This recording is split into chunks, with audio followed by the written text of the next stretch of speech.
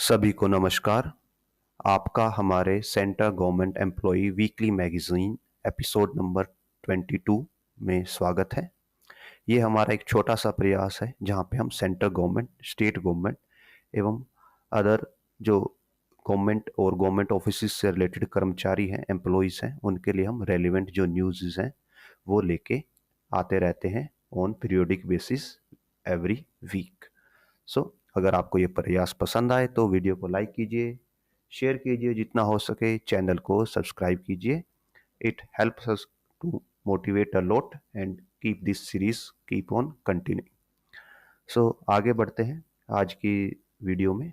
जो हमारे आज के की हाइलाइट्स हैं, पहले हमारे पास दो पार्लियामेंट क्वेश्चंस हैं जो कोविड-19 डीए एरियर्स के बारे में पूछे गए थे अभी रिसेंटली, और 8 सीपीसी के बारे में पूछे गए थे। और फिर जो जेसीएम साइड से जॉइंट कमेटी है जो उसकी तरफ से जो 8 सीपीसी की टर्म्स एंड रेफरेंस डिस्कशन के लिए दी गई हैं गवर्नमेंट ऑफ इंडिया को, उसके रिगार्डिंग हम आपको अपडेट्स प्रोवाइड करेंगे। सबसे पहले जो पार्लियामेंट क्वेश्चंस हैं उनकी तरफ चलते हैं और फिर लास्ट में हम जो टर्म्स ऑफ रेफरेंस हैं उनको डिटेल में डिस्कस करेंगे। तो आप अपनी स्क्रीन पे देख सकते हैं, ये पहला क्वेश्चन है जो कि 8 सीपीसी के 8 सेंट्रल पे कमीशन के रिगार्डिंग पूछा गया था और 4 फरवरी 2025 को ये क्वेश्चन पूछा गया है। और इसमें यही पूछा गया है कि वेदर जो सेंट्रल गवर्नमेंट है उसने 8 सीपीसी को अप्रूव कर दिया है, और अगर अप्रूव कर दिया है तो जो उसकी कमेटी बनाई गई है उसके जो मेंबर्स हैं वो क्या कौन कौन होंगे, और जो टाइमलाइन है उसकी रिपोर्ट सबमिशन की वो कब तक होगी।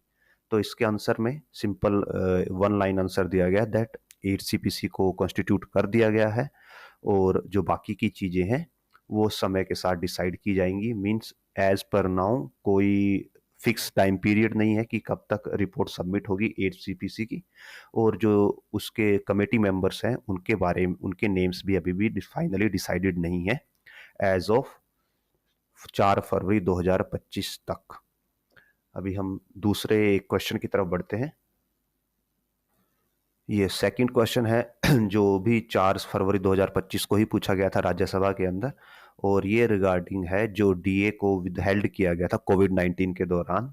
जो 3 इंस्टॉलमेंट थी डीए की जो उनको रोका गया था, उसके रिगार्डिंग क्वेश्चन पूछा गया था मिनिस्टर ऑफ फाइनेंस से।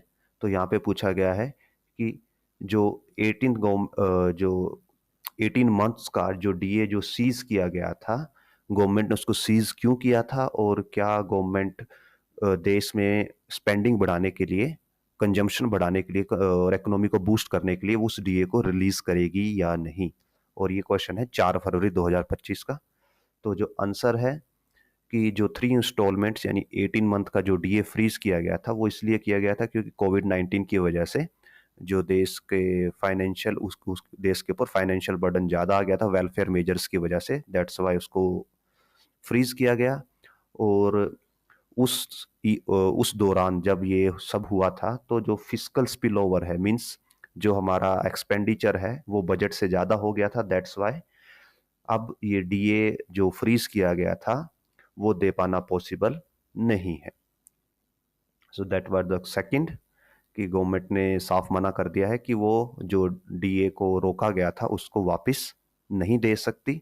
इट्स हैपनिंग लाइक सेम जैसे प्राइवेट कंपनीज में होता है कि अगर कंपनी का लॉस हो रहा है तो एम्प्लॉय की सैलरी काटी जाएगी, बट अगर कंपनी को प्रॉफिट हो रहा है तो एम्प्लॉय की सैलरी इंक्रीज नहीं की जाएगी। जैसे रिसेंटली जो अभी जो जीएसटी कलेक्शंस है वो रिकॉर्ड हाई है, बट रिकॉर्ड हाई कलेक्शन होने के बावजूद आपको जो डीए है वो 3% ही दिया जाएगा, जबकि एक्चुअल जो इन्फ्लेशन है वो उससे कहीं ज़्यादा है। इट्स हैपनिंग सिमिलर जैसे प्राइवेट कंपनीज में होता है। नाउ नेक्स्ट पे हम बढ़ते हैं, जो कि है हमारे पास जो 8 सीपीसी की टर्म्स एंड रेफरेंस भेजी गई हैं, हम उनको डिटेल में डिस्कस करते हैं।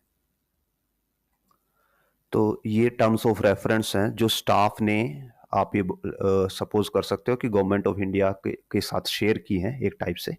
और इनके रिगार्डिंग पहले हमने अपनी प्रीवियस वीडियो में कवर किया गया है कि पहले एक्सपेक्टेशंस और जो सजेशंस हैं वो मांगे गए थे स्टाफ साइड से, जीसीएम से।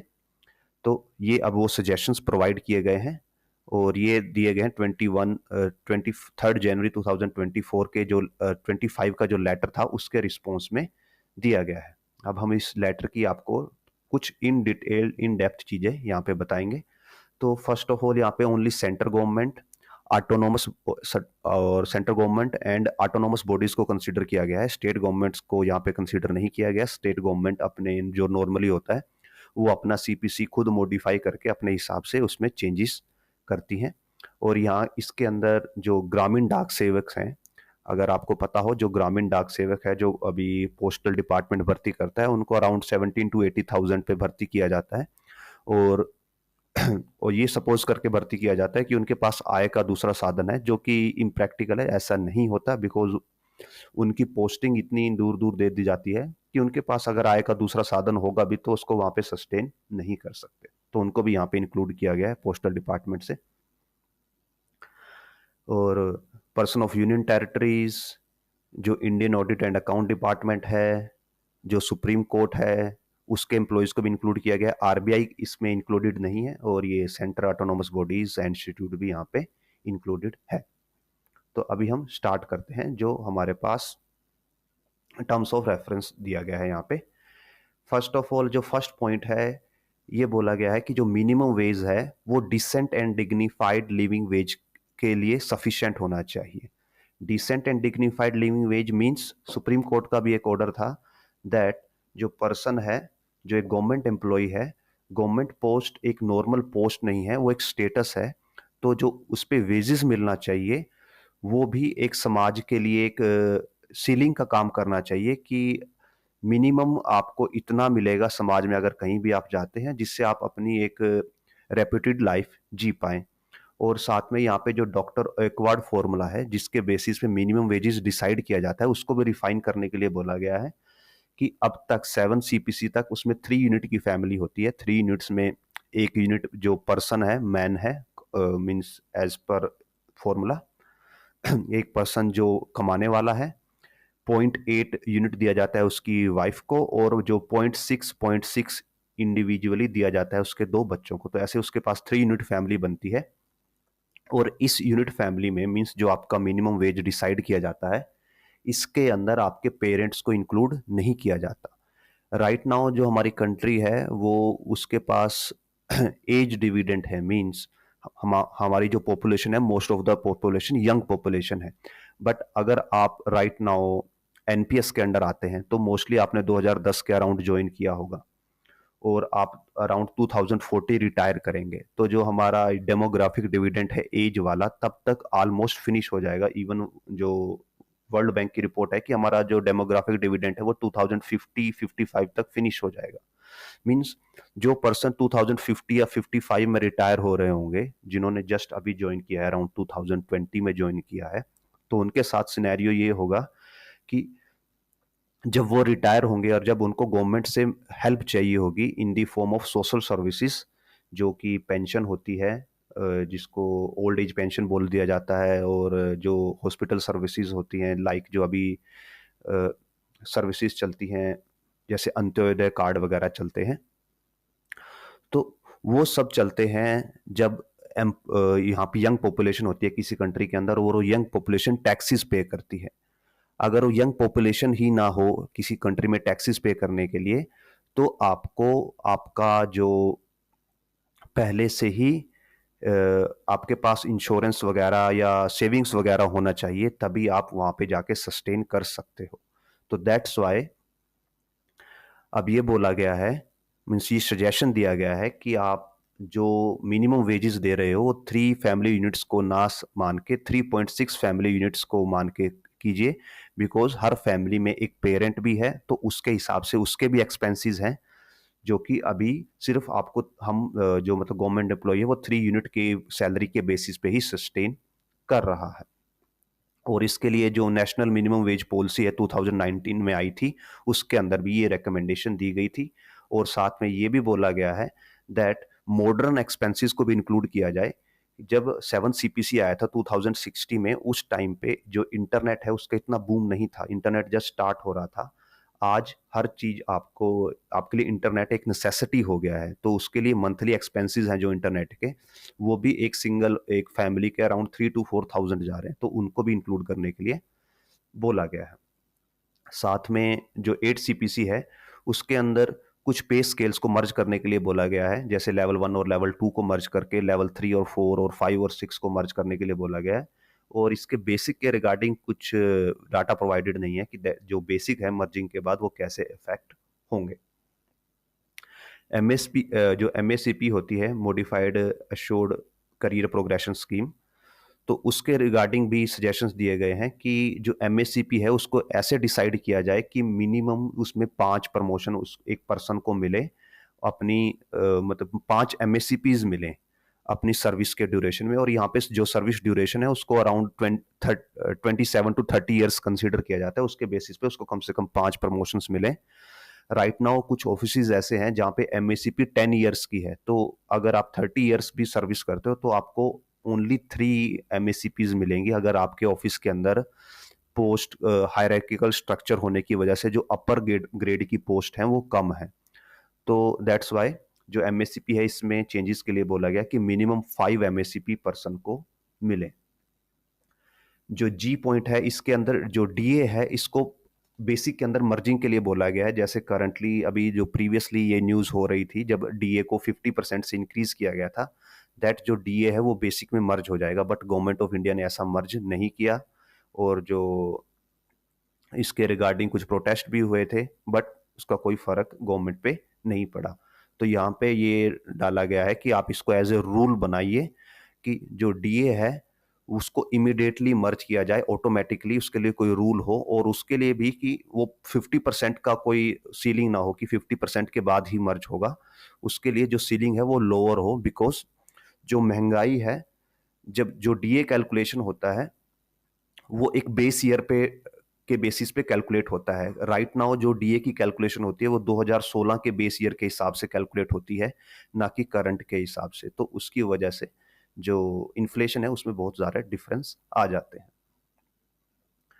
आगे जो हमारा पॉइंट आई है यहाँ पे डेथ कम ग्रेचुटी, फैमिली पेंशन और ये बाकी की चीज़ें के लिए बोला गया है, जिससे कि जो फ्यूचर पेंशनर हैं, मींस जो अभी एनपीएस के अंडर आएंगे और जो बाद में रिटायर होंगे, उनके लिए एक बेटर पेंशन की सुविधा की व्यवस्था हो सके। और साथ में ये भी बोला गया है कि जो पेंशन्स हैं वो नॉन कंट्रीब्यूटिव होनी चाहिए, मींस जो एम्प्लॉय है उसकी साइड से कोई कंट्रीब्यूशन नहीं होना चाहिए, जो भी कंट्रीब्यूशन होना चाहिए वो गवर्नमेंट की साइड से होना चाहिए।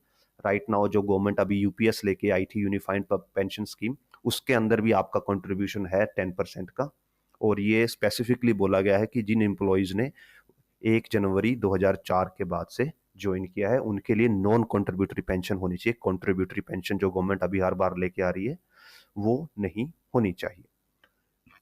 साथ में जो के पॉइंट है इसके रिगार्डिंग बोला गया है कि सीजीएचएस के मैटर में 7 सीपीसी में गवर्नमेंट ने हेल्थ से रिलेटेड, एम्प्लॉय की हेल्थ से रिलेटेड जो भी रिकमेंडेशन थी सबको दरकिनार कर दिया था। जो CGEIS का कंट्रीब्यूशन था उसको गवर्नमेंट ने अप्रूव नहीं किया।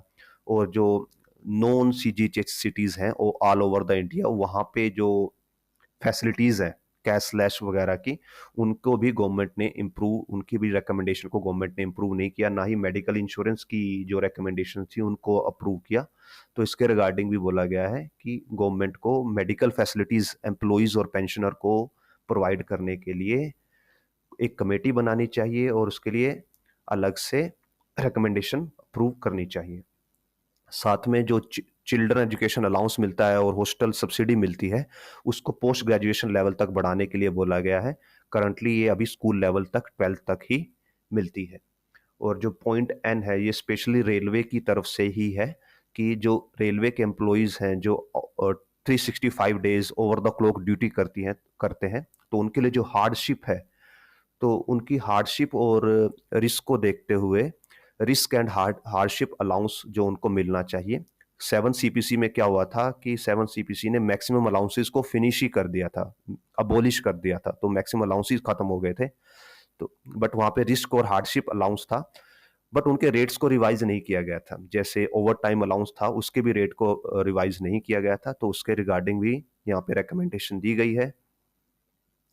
और साथ में जो रिस्की जॉब्स हैं और जो डिफेंस से रिलेटेड हैं, जहाँ पे आपको केमिकल एक्सपोजर होता है एक्सप्लोजिव से एक्सपोजर होता है और साथ में जो न्यूक्लियर एनर्जी से रिलेटेड जॉब है जहाँ पे रेडिएशन से एक्सपोजर होता है, तो वहाँ पे उनको स्पेशल रिस्क अलाउंस और इंश्योरेंस कवरेज और कंपनसेशंस के रिगार्डिंग भी रिकमेंडेशन दी गई है।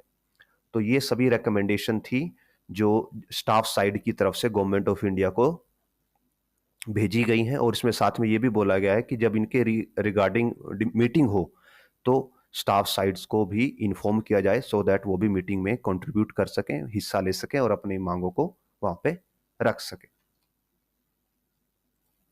सो इसके साथ ही हमारी आज की वीडियो यहाँ पे फिनिश होती है। होपफुली जो हमने यहाँ पे जानकारी प्रोवाइड की वो आपके लिए ज्ञानवर्धक रही होगी। अगेन, अगर आपको वीडियो पसंद आए तो लाइक कीजिए, शेयर कीजिए, चैनल को सब्सक्राइब कीजिए, and again thanks for watching. We will meet in next video.